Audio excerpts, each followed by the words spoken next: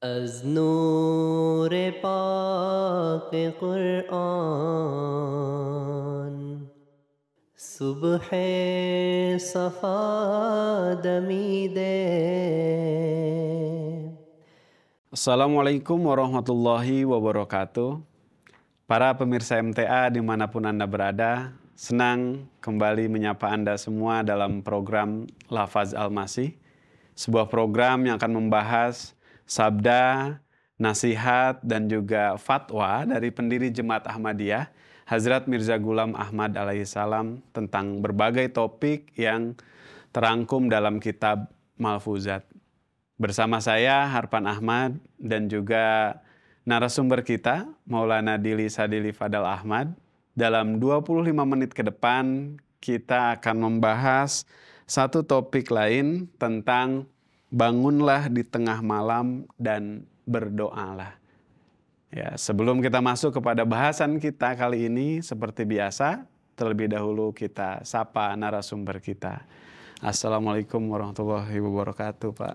Waalaikumsalam warahmatullahi wabarakatuh. Alhamdulillah, ini sudah masuki tema baru, Pak, bahasan kita di Lafaz Al-Masih ini, di mana tadi ya sudah kita sampaikan bahwa bahasan kita kali ini adalah tentang bangunlah di tengah malam dan berdoalah.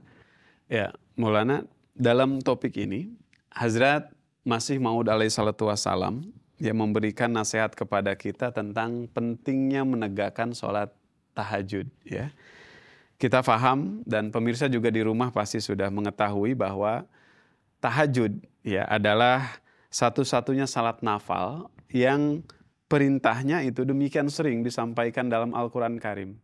Jadi kalau ibadah-ibadah nafal lain kita dapati perintahnya itu dari hadis dan juga dari sunnah Rasulullah SAW, maka berbeda dengan itu ya, sholat tahajud ini perintahnya langsung dari Allah Subhanahu Wa Taala. Ya, misalkan dalam Quran surah Al-Isra ayat 80, ya, kemudian surah Al-Muzammil ayat 2 sampai dengan ayat 5. Sehingga dengan seringnya perintah ini disampaikan dalam Al-Quran, mesti ya ada keistimewaan pada ibadah ini. Nah, maka untuk mengetahui lebih dalam keistimewaan tahajud ini, pertama-tama mungkin perlu dijelaskan ini Maulana kepada para pemirsa, apa arti tahajud dan mengapa tahajud ini begitu penting. Enggak, Maulana. Assalamualaikum warahmatullahi wabarakatuh. Waalaikumsalam. Hadrat Masuk Salam di dalam kitab Malfuzat memang tidak merinci secara detail gitu ya, dari sisi bahasa dan lain-lain. Tapi kalau kita melihat dari kamus, kata tahajud, at-tahajjudu itu berasal dari kata hujudu. Bukan jihad, bukan, tapi hujudu. Artinya, harfiahnya itu tidur. Nama lain dari kata naum itu hujudu, itu tidur. Jadi tahajud kalau dilihat dari sisi bahasa, artinya hujudu itu tidur. Hujudu itu artinya melawan. Hujudu itu artinya apa tuh? Meninggalkan tidur. Makanya tahajud menurut istilah fikih adalah sholat nafal yang dilakukan pada malam hari setelah tidur. Tidurnya baik 1 jam atau setengah jam, itu sah sholat tahajud. Jadi tahajud itu arti harfiahnya tidur, melawan atau meninggalkan tidur. Jadinya kita tertidur lelap, ditinggalkan semata-mata karena untuk meraih kedekatan Allah Subhanahu Wa Taala. Itu dari sisi bahasa. Makanya kenapa Masih Maud Salam di dalam sabdanya yang lain, di kitab yang lain belum mengatakan bahwa tahajud ini adalah perilakunya para waliullah. Karena tahajud ini adalah puncaknya dari sholat nafal. Nafal artinya yang dicintai, yang disukai. Dan tahajud itu dilakukan pada malam hari. Kenapa malam hari? Karena tadi perjuangannya memang tidak mudah. Jadi kalau orang yang di waktu siang mau tarawih, besok saya akan tahajud. Semua orang bisa melakukan itu, tapi pas waktunya datang jam hari H dan jam D-nya, itu nyaris susah untuk bangun. Maka suatu ketika kan pernah Rasulullah membangunkan Hadrat Ali tentang sholat malam itu. Dan Hadrat Ali mengatakan kepada Rasulullah, ya Rasul, ya kalau saya tidak terbangun oleh Allah Ta'ala, ya artinya Allah Ta'ala tidak ini. Beliau sampai ada ungkapan Rasulullah yang kelihatan tidak senang mendengar kata-kata Hadrat Ali semacam itu. Jadi tahajud ini adalah sholat nafal yang dilakukan oleh junjungan mulia Rasulullah yang selama hidupnya dalam sejarah tidak pernah beliau tinggalkan. Kenapa? Karena untuk meningkatkan derajat kerohanian seseorang di hadapan Allah Subhanahu wa Ta'ala diperlukan sesuatu yang memang istimewa. Nah, sholat tahajud itu adalah waktu yang paling istimewa untuk berdoa. Kata beliau adalah pada waktu sepertiga malam. Hari yang paling istimewa di hadapan Allah adalah hari Jumat. Minggu yaitu Jumat. Bulan adalah Ramadan yang beliau sebut. Jadi ada bulan istimewa, ada hari istimewa, ada waktu yang istimewa. Bukan berarti yang lain tidak istimewa, bukan. Artinya dari sekian waktu yang Allah ciptakan, waktu ini sangat spesial di hadapan Allah Subhanahu wa Ta'ala. Dan itu fitrah. Kita juga kan kadang-kadang mengistimewakan atau menspesialkan sesuatu yang menurut kita ini memang luar biasa. Di hadapan Allah, sholat tahajud itu adalah sholat yang betul-betul istimewa. Dia bukan sholat wajib, tapi derajatnya si Allah Subhanahu wa Ta'ala ini sangat-sangat luar biasa. Bahasa Rasulullah SAW bisa mengubah manusia menjadi wali dalam tempo 1 hari. Dengan sholat tahajud bihi ini. Dengan sholat tahajud itu. Jadi secara harfiah, kalau dilihat dari sisi bahasa artinya melawan atau meninggalkan tidur. Bahasa artinya tidur, tahajud itu. Kenapa sebut tidur? Karena tadi meninggalkan tidur. Dan setelah tidur, kita bangun untuk melakukan sholat. Secara arti fikih, tahajud itu ada sholat nafal yang dilakukan pada malam hari setelah bangun tidur. Nama lain dari tahajud adalah qiyamul lail. Seperti yang di surah Al-Mujammil itu dibahasakannya qiyamul lail. Hanya yang ada sedikit perbedaan. Kalau qiyamul lail itu makna secara fikih adalah ibadah yang integral. Ada baca Quran, ada sholat, ada zikir. Tapi kalau tahajud khusus dalam bentuk sholat saja, gitu. Masya Allah. Jazakumullah untuk penjelasannya, Maulana. Ya, namun ya untuk lebih meyakinkan pemirsa di rumah, ya, mungkin perlu disampaikan bagaimana amalan Rasulullah Shallallahu Alaihi Wasallam dalam tahajud ini. Ya, seperti apa juga praktek dari Masih Maud Islam dalam menegakkan sholat tahajud. Iya. Saking pentingnya sholat ini, Rasulullah SAW melaksanakannya 11 rakaat, 8 rakaat sholat tahajudnya, ditambah dengan 3 sholat witir. Sampai-sampai ketika beliau tidak bisa melakukan karena sesuatu hal, beliau dalam keadaan sakit, beliau tidak melaksanakan karena tidak mampu untuk bangun karena sakitnya, maka beliau mengganti pada siang harinya 12 rakaat sholat duha. Saking pentingnya sholat ini. Dan beliau menganjurkan kepada kita. Dan Masih Maud Salam untuk masuk ke dalam jemaahnya beliau, itu ada syarat. Salah satunya kalau kita harus menegakkan sholat tahajud.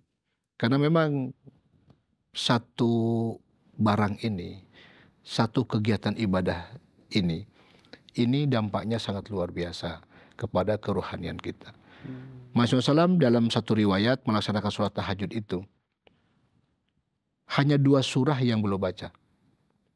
Yang rakaat pertama beliau baca ayat kursi, di rakaat keduanya Al-Ikhlas.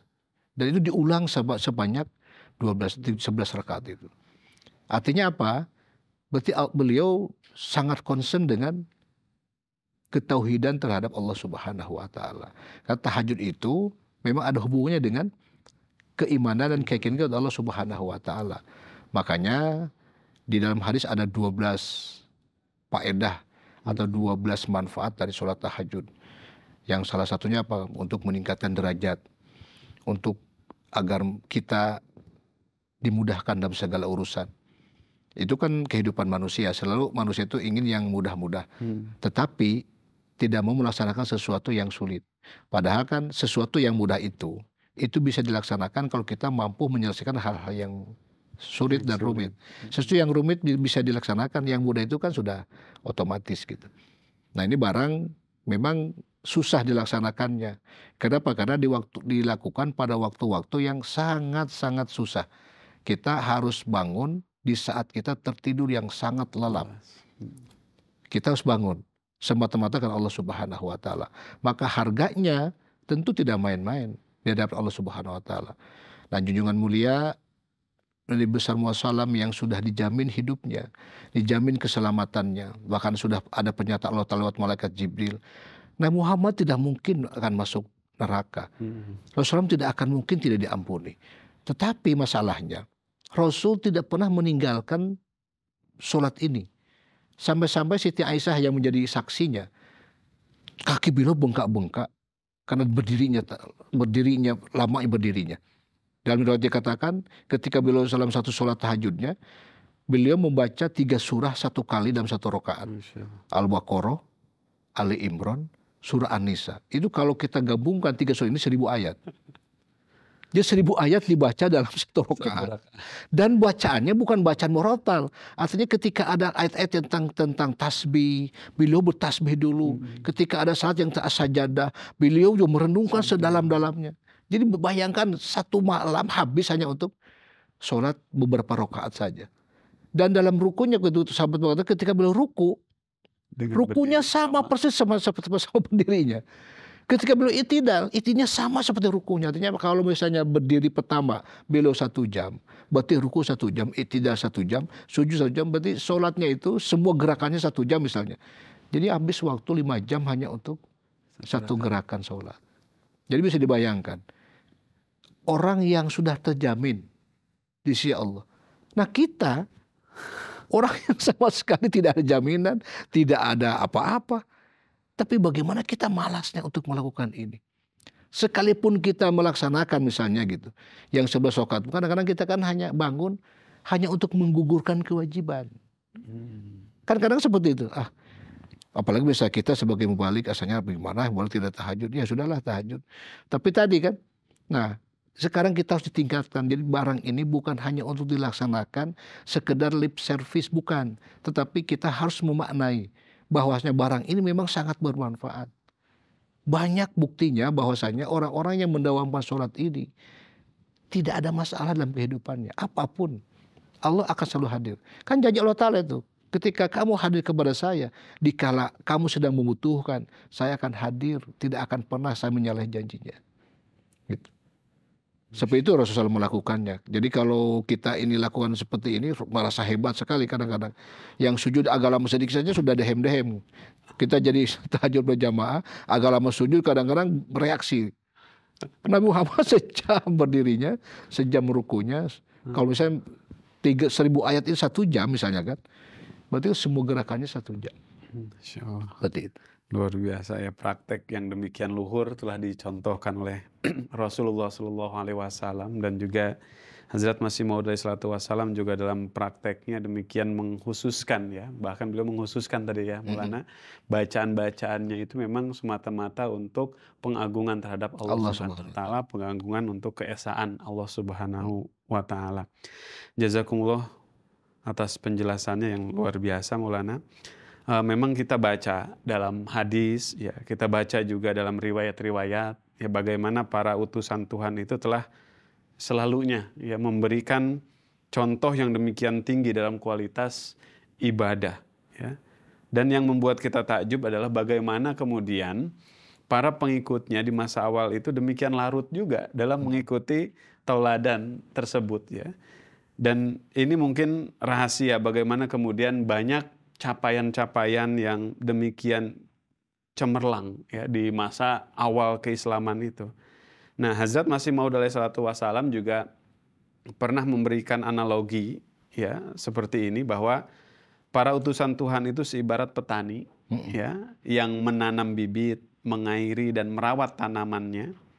Nah, ajaran yang dibawa oleh Rasulullah SAW ini merupakan bibit yang unggul, dan para sahabat pun merupakan tanah-tanah yang subur, sehingga darinya kita melihat ajaran itu tumbuh dengan indah lagi kuat, dan buah-buahnya pun demikian bagus. Nah, ini tentu merupakan PR kita, ya, bagaimana umat di akhir zaman ini juga harus bisa kemudian meniru tauladan-tauladan, ya, dari para utusan, khususnya Rasulullah SAW dan juga Masih Maud alaihissalam, ya, sehingga kemudian dengan mengikuti itu, sebagaimana para sahabat mendapatkan, ya, kecemerlangan, keindahan, dan juga keberhasilan yang demikian gemilang. Maka mungkin bisa dijelaskan di sini Maulana apa yang dikehendaki Masih Maud alaihissalam, ya, atas pengikut beliau dalam masalah tahajud ini. Enggak nasihat khusus, ya, supaya pengikutnya ini mendapatkan kecemerlangan, mendapatkan juga kemajuan yang luar biasa sebagaimana para sahabat Rasulullah SAW. Iya. Karena kita diciptakan oleh Allah hanya untuk menyembah, menjadi abidnya, menjadi hamba Allah SWT. Jadi Rasulullah SAW selalu membahasakannya, kalian kembalilah kepada Allah. Jadi tahajud itu ada ekspresi, tahajud itu adalah implementasi dari ungkapan ketidakberdayaan kita, ungkapan kita kembali kepada Allah dalam bentuk taubat. Maka beliau katakan, bertobatlah kamu dengan sungguh-sungguh. Luruskan hati kamu. Perbaikilah kelemahan-kelemahan kamu. Selaraskan kata-kata kamu dengan amal kamu atas kehendak Allah Subhanahu wa Ta'ala. Nah, kalau itu kamu lakukan, yakinlah bahwasannya Allah Subhanahu wa Ta'ala akan menganugerahkan beribu-ribu karunia kepada kalian. Apabila ini menjadi praktek harian kamu, kata beliau. Ini nasihat beliau kepada kita. Jadi jadikan tahajud itu sebagai taubat kita kepada Allah. Tempat kembali kita ke Allah Subhanahu wa Ta'ala. Makanya tadi, dengan cara apa? Luruskan hati. Selaraskan kata-kata kita dengan amalan kita. Karena banyak di antara kita itu yang beretorika, pandai berkata-kata, tapi tidak bisa melaksanakan. Seandainya orang-orang Ahmadi ini linier, kata-kata dengan perbuatannya, saya yakin sekali apa yang menjadi himbauan huzur, apapun jadi program jemaat, itu tidak ada problem sebenarnya. Tidak ada masalah. Misalnya gini, kalau orang Ahmadi serentak di seluruh dunia, tiap malam bangun untuk tahajud, seluruh dunia, saya yakin aras Allah bergetar. Karena kalau kita analogikan, orang beriman seperti garpu tala. Garpu tala itu alat pengukur nada. Kalau garpu tala di hadapan begini nih, dua. Yang satu digetarkan. Itu yang di depan akan bergetar. Getarannya resonansinya sama dengan getaran yang ini. Jadi artinya apa? Kalau ada satu orang Ahmadi yang bangun dalam bentuk taubat kepada Allah di tahajud, maka getaran-getaran ini akan menggetarkan rohani yang setara dengan dia di dunia ini. Maka nyaris di dunia ini akan berhenti yang namanya kemaksiatan.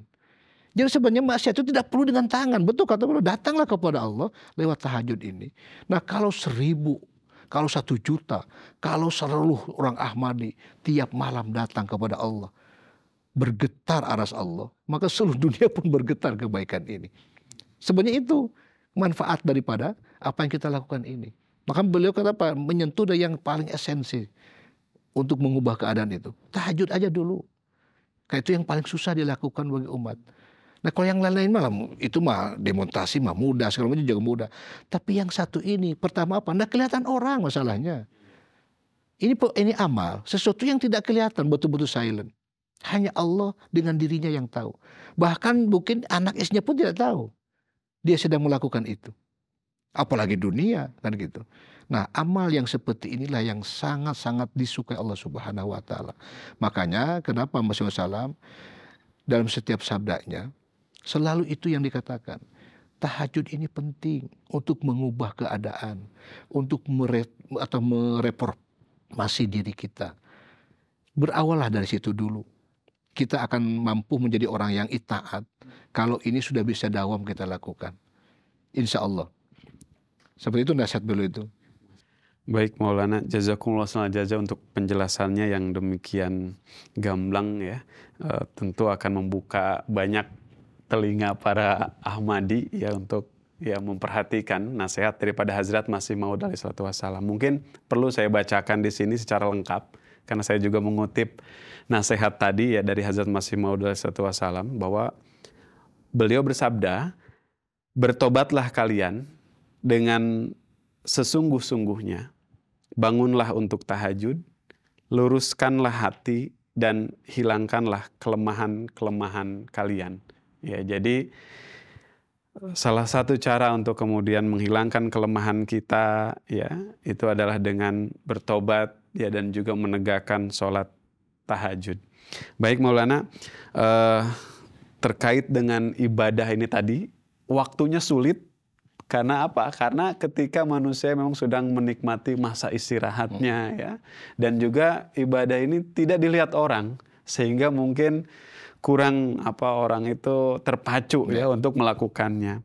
Sehingga memang PR terbesar dari penegakan ibadah sholat tahajud ini adalah keistiqomahannya yang harus dijaga. Ya, maka mungkin sebagai penutup karena waktu kita terbatas, saya meminta Maulana Dili untuk bisa memberikan kepada kita mungkin resep bagaimana kemudian supaya kita bisa istiqomah, supaya kita bisa konsisten dalam melakukan suatu amalan khususnya sholat tahajud ini. Iya. Mangga.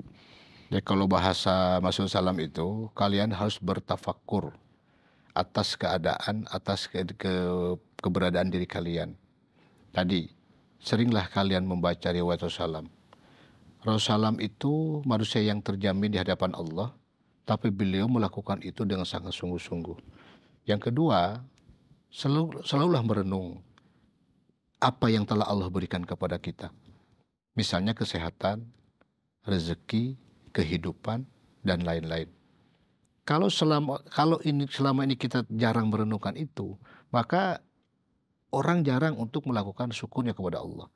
Jadikan tahajud sebagai implementasi rasa syukur kita kepada Allah Subhanahu wa taala atas anugerah dan karunia yang telah Allah berikan kepada kita.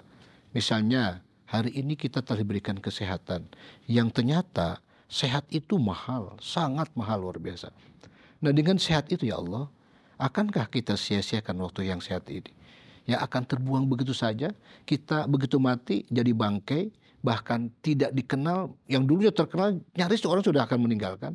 Jangankan memandang dengan dua belah mata, dengan sebelah mata pun tidak akan dia tinggalkan setelah mereka sudah mati. Nah, manfaatkanlah hidup ini, manfaatkanlah kesehatan ini, manfaatkanlah rezeki ini, manfaatkan kesempatan yang Allah berikan hari ini yang tidak lama. Nah, itu sering merenung itu, insya Allah Ta'ala kita akan konsisten dengan apa yang kita lakukan itu. Baik. Seperti itu. Jazakumullah khairan jaza Maulana untuk penjelasan yang luar biasa. Semoga ya bisa menjadi pengingat dan hasanah bagi kita semua. Para pemirsa MTA dimanapun Anda berada, ya karena keterbatasan waktu kita cukupkan bahasan kita pada kesempatan kali ini. Ya saya Harpan Ahmad dan juga para kru yang bertugas pada kesempatan kali ini undur diri. Assalamualaikum warahmatullahi wabarakatuh.